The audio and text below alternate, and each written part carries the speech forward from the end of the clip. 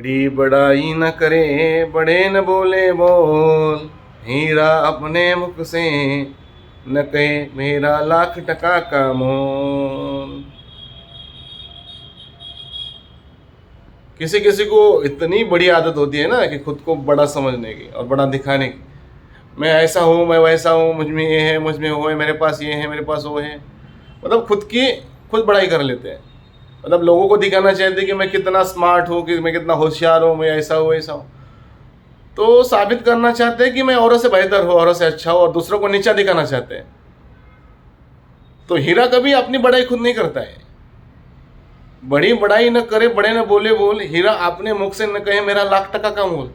जो असल में हीरा होता है, असल में कोहिनूर होता है, जो असल में जिसके पास चमक होती है, असल में जिसके पास योग्यताएं होती है, वो कभी दूसरों को ऐसा नहीं बोलता कि मेरे पास ये है वो है वो है। क्योंकि उसकी चमक, उसकी क्वालिटी, उसकी योग्यता ही औरों को दिखाती है कि इसके पास कितना सामर्थ्य है और कितनी क्षमताएं हैं। और देखो, हीरो को जहाँ हम रख देंगे वो तो उसको बोलने की जरूरत नहीं पड़ेगी कि मैं हीरा हूँ, मेरे पास चमक है, रोशनी है, प्रकाश है।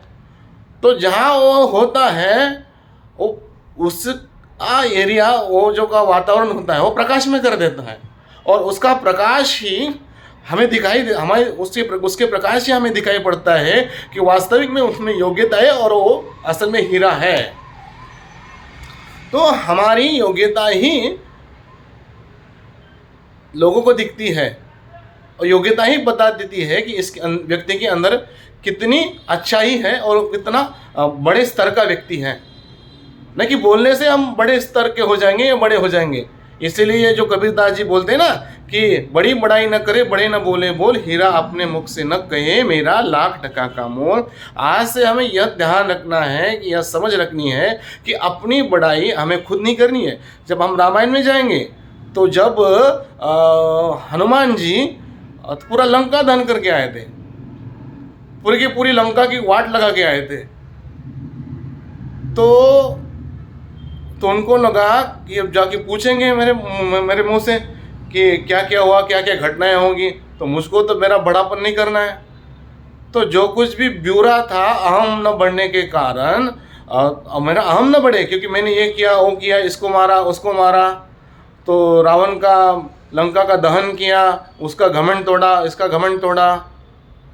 तो ये खुद के बारे में खुद कहना नहीं चाहते हैं, तो स्वयं वो ब्रह्मदेव के पास गए और ब्रह्मदेव के पास जाके उनसे लिखवाया कि जो कुछ भी समुद्र उल्लंघन से लंका दहन तक का पूरा ब्यौरा ब्रह्मदेव ने लिख के दिया, और फिर प्रभु श्री रामचंद्र जी के पास समर्पित किया कि ये घटनाएं हुई, और ये समुद्र उल्लंघन से और लंका दहन तक, और जो मैं यहाँ तक आया हूँ, पूरा ब्यौरा ब्रह्मदेव जी के पास से मैंने लिखवा के ले आया।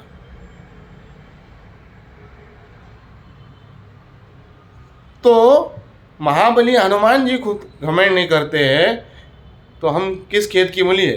तो काहे हम बताए कि हमारे पास इतना सामर्थ्य है, इतनी शक्ति है? कुछ नहीं है, कुछ नहीं है। बस हम जो है वो है, और जो है वही वास्तविकता प्रकट करनी चाहिए, और प्रकट होती भी है। तो इसलिए खुद का बड़ापन, खुद को ऊंचा समझना, ये अहम के लक्षण है, अहंकार बढ़ाने के लक्षण है। इसलिए झुकता वही है ना। तुकाराम जी महाराज जी ने बहुत अच्छा बोला कि महापुरे झाड़े जाती तेती लवाड़ी वाकती।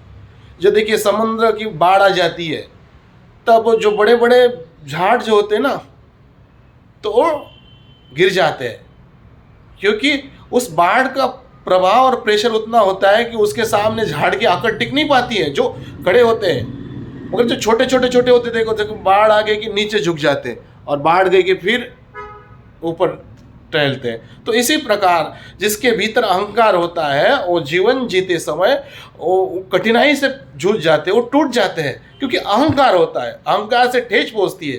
कभी कभी किसी के मन के बावजूद घटनाएं घटी है, तो उसके अहंकार होता है, तो आदमी को ठेस पहुंचती है। तो जिसके भीतर अहंकार नहीं होता है, जिसके भीतर अहम नहीं होता है, मैंपन नहीं होता है, तो झुकता है, और झुकने से ही आदमी बाद में सीधा हो जाता है और संतुष्ट जीवन जीता है, आनंदमय जीवन जीता है।